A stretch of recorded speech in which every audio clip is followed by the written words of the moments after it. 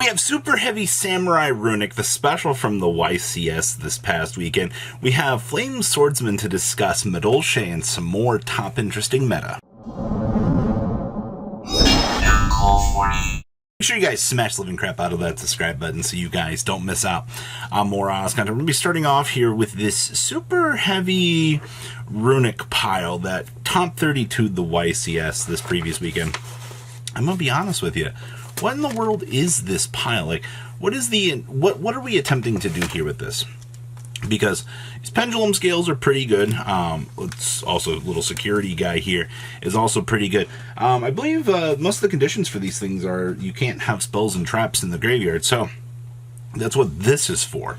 This allows you to clear your graveyard and suddenly, things are a little bit more interesting in terms of developments for what you want to be doing with this, which is actually kind of interesting. I obviously, the restrictions that some of these guys can play with, what they have, plus universal pendulum scale system to set up things, plus Regulus being a little omni negate that you can plop on down. And don't get me started on, with the rest of the utility options that you have down here.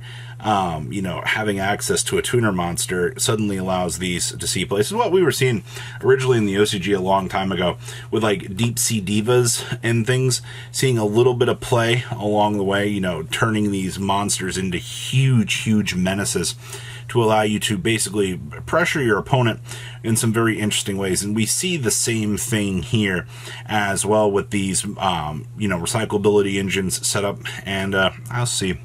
We're playing the Denko Sekka in here as well. You know what? I will say that the concept behind this is what's got my attention. I'm curious to see if this is a one-off, though, or if this is going to, show up again. We've seen plenty of abnormalities in the past, but you know what? I think things like this definitely end up being quite interesting. Okay, what else we got going on back here? This was a Flame Swordsman list that ended up topping its case term. If I recall, it was like top 4 or something along the way for that. I'll be honest with you. Most people looked at Flame Swordsman. I think the earliest builds that I saw for this, people were like, you have to play like Infernoble cards with it because Charles gives the deck a lot of extra gas. And I could agree with that to an extent, but this build, it's not pushing for that. I mean, like, Ogier's the only Infernoble that we're playing in the deck, and that's fine, Most of the value you're getting, Flame Swordsman Realm this card's bonkers for what it needs to do, beaming out a free Flame Swordsman, allowing you to get into the ultimate Flame Swordsman. To say that, this deck is bad, I don't necessarily think that's the case. I think in a more contained, localized environment, a deck like this can do pretty well. Especially, let's be honest here. Who knows what Flame Swordsman cards do? Who's taking the time, besides a few people that were trying to experiment with Infernoble out here?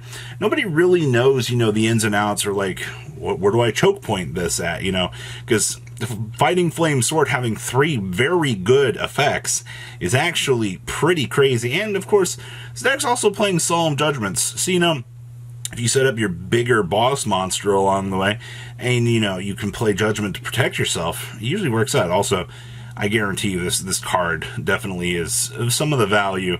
That's why you can do things.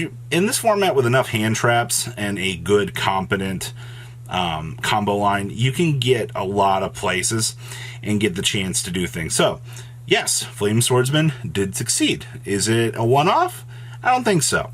I do think for more case tournaments and things, you are going to continue to see this deck show up, and that's a good thing. All right, what else we got back here? Holy moly. This was a matter of time. I greatly appreciate the fact that this barrier statue is finally getting some love.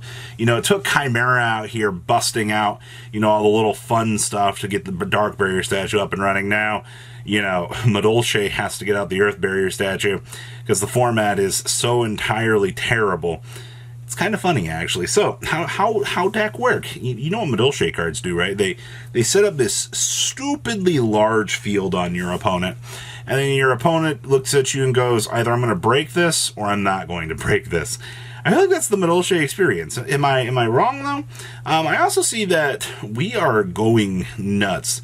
I think this is the largest Vernal Sylph package that I have seen in here, but all the Vernal Sylph stuff also does get you into the barrier statue along the way. Also, I mean, Mudora and Keldo being little friends that, you know, we're able to kind of assist off in here is also pretty good. This is genuinely interesting. I want to see if this is a one-off. That's a lot of today. It's just been, all right, is this a one-off? Is there something else going on here? Like, what are we doing? I think that potentially there is something that we can do with this. I think that this card is really, really good. As for the side deck, this is absolutely just anti-meta. Like, if your opponent's going to try to do anything, you're just going to blow them out. Like, you have literally 6 monsters. You want to toss the kaiju in there as a monster stop, too, because you're just going to tribute any threat that your opponent has on the field. Yeah, Earthbox. Now this is true Earthbox, all right? Sorry, Machina players. I know that you guys are doing fine over there. But, okay, you know what? Let's give it up, everybody. Earth Barrier statue, yay. Next up here is the Imseti Upseti Phantom Knight Chronicles. Now, I'll be honest with you, Phantom Knights were, as per every format, they are predicted to be the best deck in the room. I don't know, this happens all the time. Everybody's like, oh my gosh, get out the Phantom Knights. They're the new Gladiator Beast. For years, Glads would show up for week 1 of a format, and they would just poof off into the distance. Like, you'd never see them again. And now, you know, we're kind of back at this point where it's kind of good engine stuff. It's kind of doing its thing here. I do find it very interesting that, you know, even with all of these engines and all the madness that you can do, you still see this deck kind of struggle a little bit with some of the things it can do. Also, shout out to the 2 Dark Ruler No More here. This is, once again, this is kind of interesting where, you know, if your opponent tries to set up some sort of crazy board, you just board break it away. You know, also your Horus cards do a fantastic job at that. Yeah, vanilla monsters that 3024 and 3600 can lose a battle phase, squeak on over, take the advantage away from your opponent, and then go tee-hee-hee zombie vampire main phase 2. Happens a lot more than you initially think it should. Outside of that, I think the ratios are fine. 41 cards is not an issue for a deck like this. The biggest things that you got to remember are, yeah, you can hit some minor inconveniences along the way, but that's, I don't know, man, like, Droll and Lockbird's not going to hurt you too badly. You should be able to still make a board as long as you know you have King Sark to do the dirty work for you. And, I mean, if you trigger this off, or if you get drolled off of the Water Enchantress, that's just Yu-Gi-Oh, man. Like, that's the cost of playing this engine. Yeah, I don't know. I think Phantom Knights are still an okay pick on the local level. You know what I mean? Especially if you're trying to go through the local grind. And then our last list here is Ken and Gen with Runick cards. So what benefit do we get off of playing these guys in here? Well, you get access to the Xyz package, which allows you to full armored rank on up.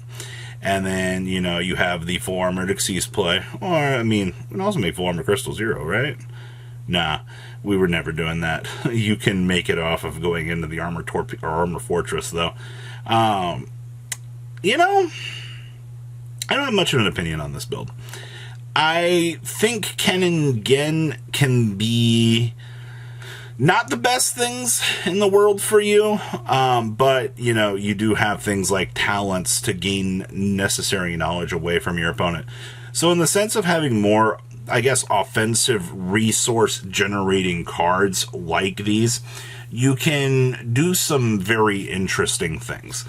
But on the rest of that thought, though, I don't know. We will have to wait and see. I think, you know, tech choices like this are going to be what you're going to have to do in order to keep up with, you know, the current meta. It's very unfortunate because, you know, Runick has a lot of issues playing on into some of the crazier boards, especially with what the TCG is going to have to deal with. And actually side decking the skill drains. That's kind of crazy, but you're just putting more emphasis on going first and relying on these hand traps to kind of get the job done for you. Interesting. So what do you guys think? Please, leave a comment down below, tell me what you guys think, and I'll see your beautiful faces back here later in the day, guys. Peace out. Patrons, thank you.